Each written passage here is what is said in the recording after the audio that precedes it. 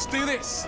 It's race day, and the BBC and ITV have come head-to-head, and nobody wants to let their team down. Feeling nervous today, slept terribly, kept waking up and doing the rowing action. I think the hardest thing, actually, is feeling responsible for the rest of the people in the boat. And there's no one person that's going to carry the whole team. We all have to be in sync. I don't want to be the weakest link.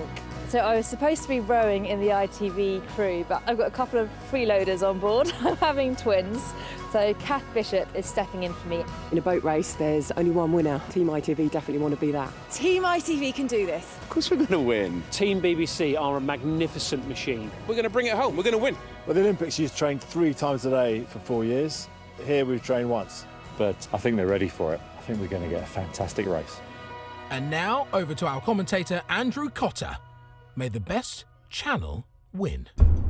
So here we are at the weekend in the Thames. Some of the country's best rowers will do battle here on the waters of Salford Quays. We have this lot, but they are the best of the BBC and ITV, or the best who are available at short notice. Nervous moments before the start, and away they go, pushing hard on this course, this straight course of around about 1,200 metres. And who gets out to the brisker start as we take you on board? Close-up cameras of some very cruel and unforgiving lycra, but ITV and BBC head-to-head and pretty even at the moment. Charlotte Hawkins, you can see the effort on her face. James Cracknell in the BBC boat, and perhaps that experience at the heart of the BBC crew paying now. Rory Reid finding the highest gear possible, if only there were a phrase to describe that. Gary Herbert, so competitive, Barcelona gold medalist, where he looked down at the Searle brothers, and here looks down at some less experienced figures. Dev Griffin, Dan Walker there in the stroke seat for the BBC, and the BBC have gone out well. Chris Hughes dreaming of warmer days on Love Island, and at halfway ITV have pulled back a little bit, eating into the BBC lead. Ellie Harrison from Countryfile in the bow seat. The choppy waters continue to stress both crews. Sophie Rayworth looking across. Chris Bisson in a bit of trouble, lost his oar for a moment. ITV have briefly gone to a commercial break. BBC taking advantage and pulling further clear. ITV have not given up yet though, and they begin to make some headway once more. And Nicola Thorpe again digging in. Those two working well together. Kath Bishop, the experience in the heart of that ITV boat, former world champion, Olympic silver medalist. But the BBC hanging on. Rory Reid seems to have lost his oar for a moment.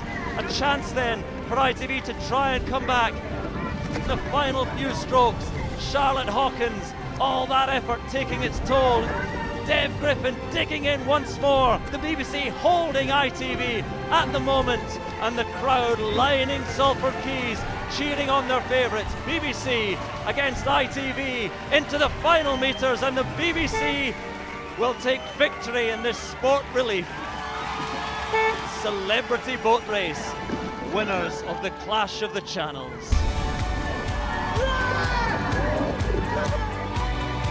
After being neck and neck for so long, it's Team BBC who come out on top.